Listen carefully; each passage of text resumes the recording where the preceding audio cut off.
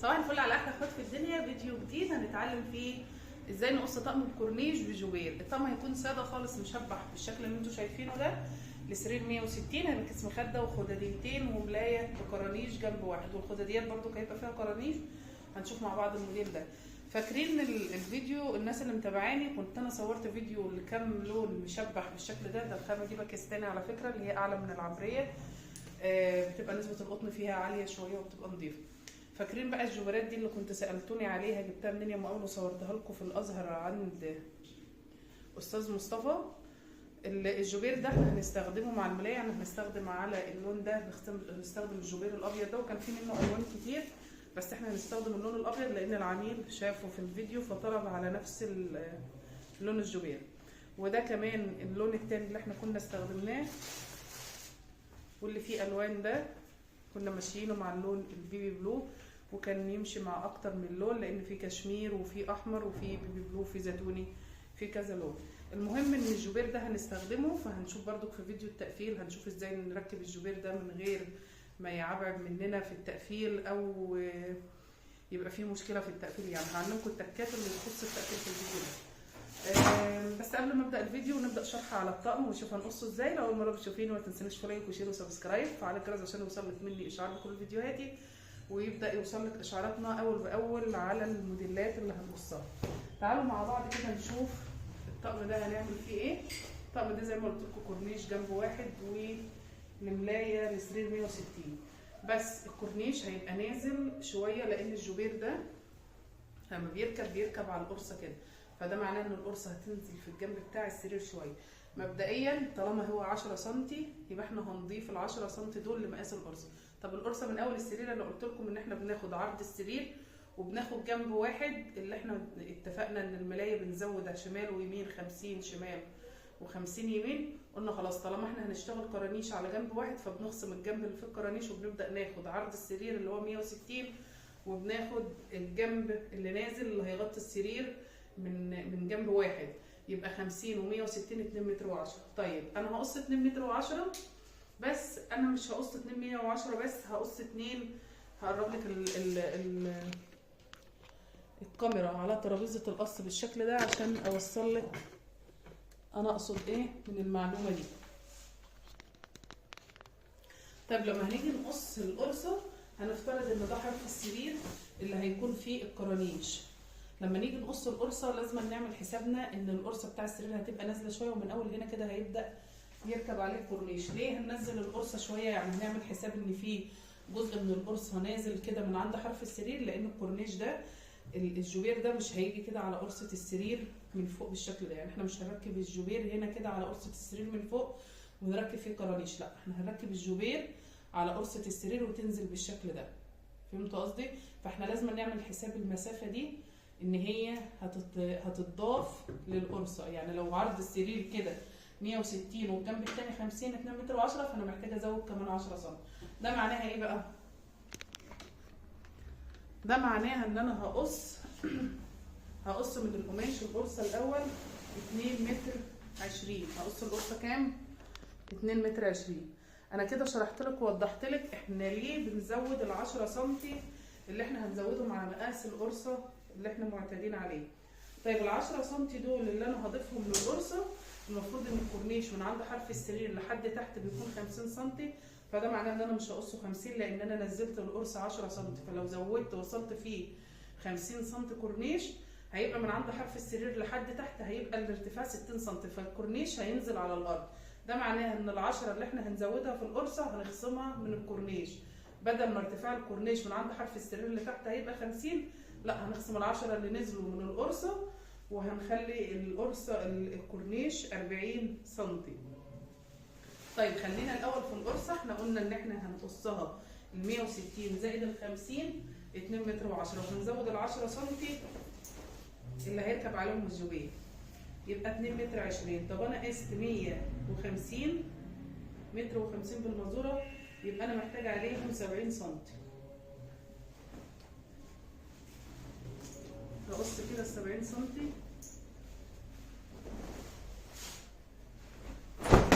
بالشكل ده. على فكره الباكستاني خامة حلوة جدا ما بتوبرش. الناس اللي بتستخدم فكرة الوبرة هي خامة حلوة جدا ما بتوبرش، وكمان بتبقى ساقعة جدا. يعني انا عايزة اقول لكم ان هي ساقعة على ايدي جدا وانا بقصها. ده كده قرصة السرير. طيب محتاجة ايه بعد كده؟ محتاجة الكورنيش. زي ما قلنا لو من عند حرف السرير كنت هقص 50 سنتي. طب انا دلوقتي هنقص 50 سنتي ازاي؟ هقص 50 سنتي بعرض القماش زي ما هو جاي متن على 2 كده. ده معناه ان انا قصيت 2 متر 20 وهرجع اقص 40 و40. هجمعهم مع بعض واقصهم واقسمهم هنا على ترابيزه القص. لما تيجي تقصي خلي بالك علشان لو ايدك مش يعني ما بتقدريش تتحكمي كويس قوي في القص، فظبطي ايدك على انك تزودي مثلا بتاع 4 سم بحيث ان لو المقص ولد منك شمال او يمين تقدري ان انت تساوي القماش. هعمل ايه تاني؟ هقص 80 سم بالشكل ده.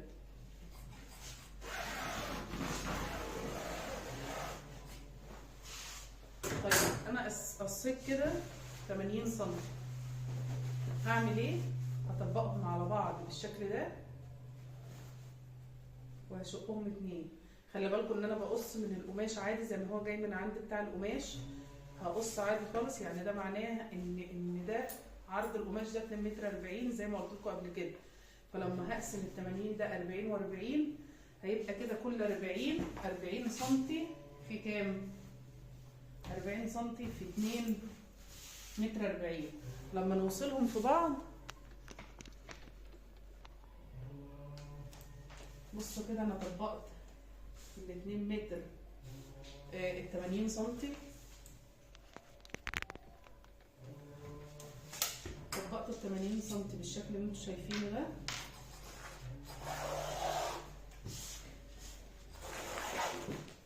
وشقتهم 2. في هنا بتاع نص سم عايز يتساوى في الجنب ده.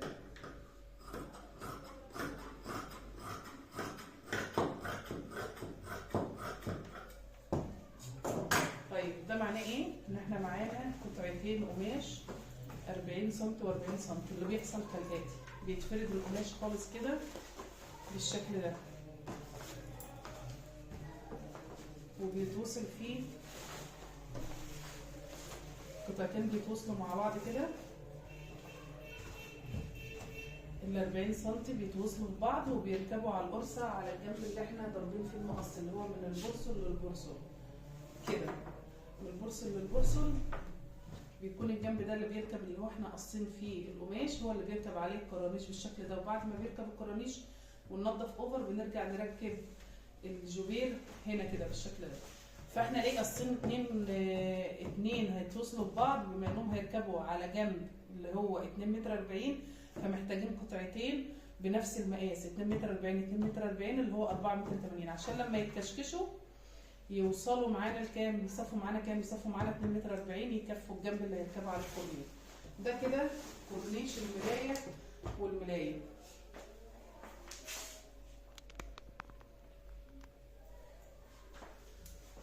محتاجين ايه تاني؟ محتاجين كيس المخدة. متفقين ان كيس المخدة معانا دايما بيبقى 90 سم. فانا هاخد 90 سم كده من القماش، هاخد 90 سم بالشكل ده، نطلع منها كيس المخدة. ركزوا معايا بقى في النقطة اللي جاية لان هي دي اهم نقطة اصلا في القص كله. يعني يمكن ان انا هقص 2 كورنيش 40 و40 واقص القرصه 2 متر 20، الموضوع مش صعب يعني، الدنيا بسيطه وسهله. لكن اللعب كله والتفكير كله هيبقى فين؟ هيبقى في المخده والخداديات.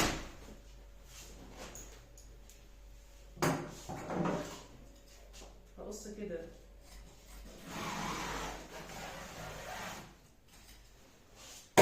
سنتي بتاع كيس المخدة، وهرجع اقص 75 سم. وهقول لك ليه قصيت 75 سم. لما اقص 75 سم دول خلينا اقص هنا كده بالترتيب، خلينا نركب نركن المتر بتاع ال90 سم بتاع كيس المخدة على جنب، وناخد القماش اللي باقي نبدأ ناخد منه بالترتيب كده. هنبدأ ناخد منه بالترتيب الخداديات والقرانيش بتاعتها. طيب انا هعمل ايه؟ قطعة القماش اللي باقية كلها على عرض القماش زي ما هي كده، هبدأ اعمل ايه؟ في كسرة القماش تحسوا ان هو فيه زي تانية كده، هو جاي كده اصلا كسر بالشكل ده، فانا محتاجة ان انا انطره كويس جدا عشان لو في اي كسرات تتفرد معايا.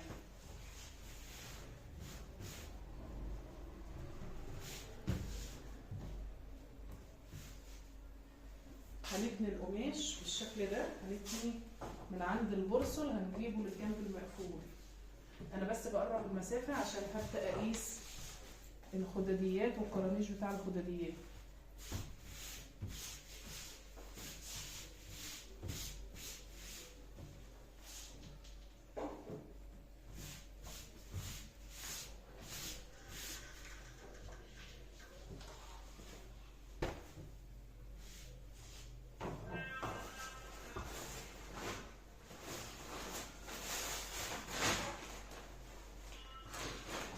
هنعمل ايه؟ هنقص 75 سم. احنا خدنا من القماش بالترتيب ايه؟ خدنا 2 متر 20، خدنا 40 و40 الكورنيش بتاع الملاية، كده خلصنا من الملاية. خدنا بعد كده 90 سم عشان اطلع منها كيس مخدة واحد زي ما شرحت لك في الفيديوهات اللي فاتت، وهنشوف برضو بنقصه ازاي. هاجي هنا كده وهاخد 75 سم. الخداديات ده هتبقى القرانيش، وهنلف عليها كمان برواز داير الخدادية، وده اللي هتشوفوه معايا في فيديو التقفيل. بس خلينا نقيس مع بعض 75 سم كده بالشكل ده.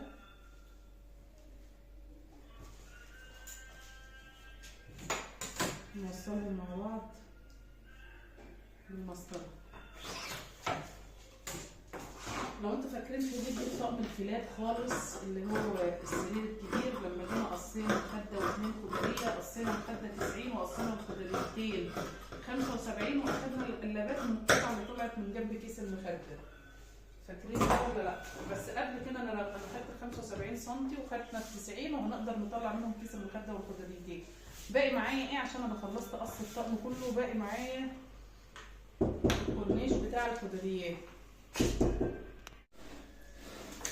طيب احنا قلنا ان احنا خدنا 75 وخدنا 90 لكيس المخده و75 للخداديتين. فاضل معانا ايه؟ باقي معايا كده انا عايزه اخد القرانيش بتاع الخداديات هتبقى صف كورنيش كده وصف كورنيش كده على الجنبين. طيب صف كورنيش كده وصف كورنيش كده على الجنبين ده معناه ايه؟ معناه ان انا عايزه الكورنيش يبقى عريض شويه، لان لو هو صغير قوي مش هيبان. فانا لو في الطبيعي مثلا هعمل كورنيش صغير بيبقى 10 سم، فانا لو عايزاه كبير شويه هيكون 13 سم. فانا هاخد انا الكورنيش اللي معايا كده في الخداديه ده هاخد 13 سم، وهاخد كمان 13 سم. يعني انا كده مش هاخد غير 2 بس، شريطين 2 يا ام امل. ايوه مش هاخد غير شريطين 2 لسبب واحد. الكورنيش الواحد طوله 2 متر 40، لما هاجي اكشكشه هيبقى 120. طب 120 ده يكفي معايا هنا جنب خداديه وجنب خداديه، يعني الشريط الواحد هيكفي خداديه، الشريطين هيكفوا الخداديتين. تمام؟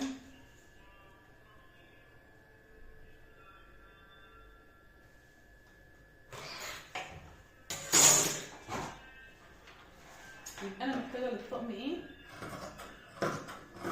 محتاجه 26 سم، 26 سم قرانيش اللي هو قولي 25 و25 للخداديات و75 للخداديات، كده متر و90 لقياس المخدات.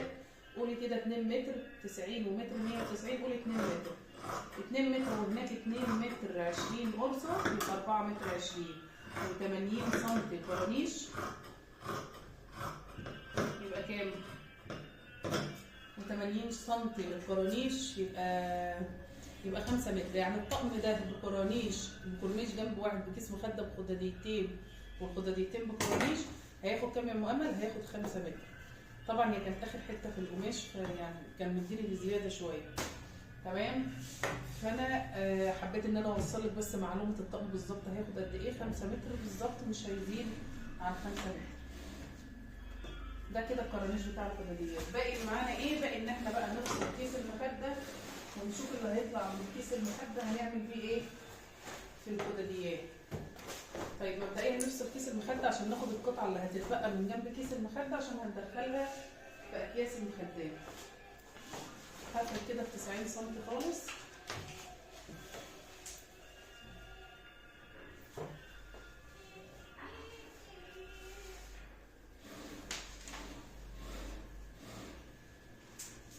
وهقيس متر ونص. طبعا السرير بتاعنا 160، يعني كيس المخده عايزينه 165.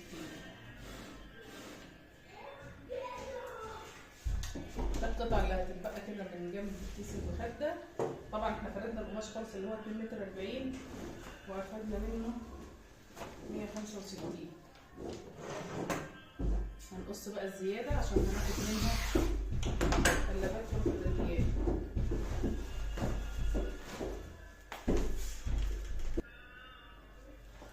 طيب انا باقي معايا ايه؟ باقي معايا الخداديات 75 سم.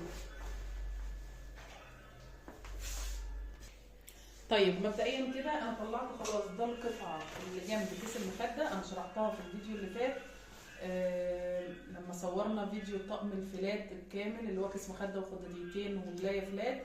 قلنا ازاي من متر من 90 سم ومن 75 سم قدرنا نطلع كيس المخده زي ما طلعناه كده، وقدرنا نطلع الخداديات ازاي.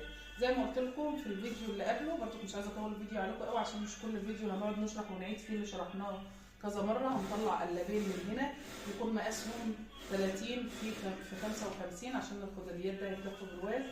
وبعدين هناخد من هنا من ناحيه الجنب المقفول هناخد 55 وهناخد 55.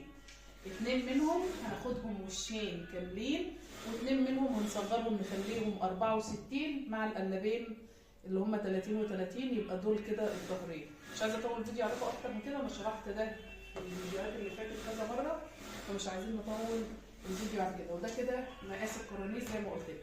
كان كل اللي هاممني في الفيديو ده، كل اللي يهمنا ان انا اعلمك ازاي تقصي الملايه بالكرانيش. الفيديو اللي جاي ان شاء الله هنثبت بقى الجبير على وش الخداديه واوريك ازاي افضل طريقه لتركيب الكرانيش والجبير وازاي بتلف البرواز. كل التفاصيل ده هوريها لكم في فيديو التقفيل على المكنه عشان مش عايزه اطول عليكم الفيديو اكتر من كده. المعلومه المهمه في الفيديو الاساسيه حاولت ان انا اوصلها لك. لو عجبك الفيديو ما تنسينيش لايك وشير وسبسكرايب وفعل الجرس عشان يوصلك مني اشعار بكل فيديوهاتي. والسلام عليكم ورحمه الله وبركاته.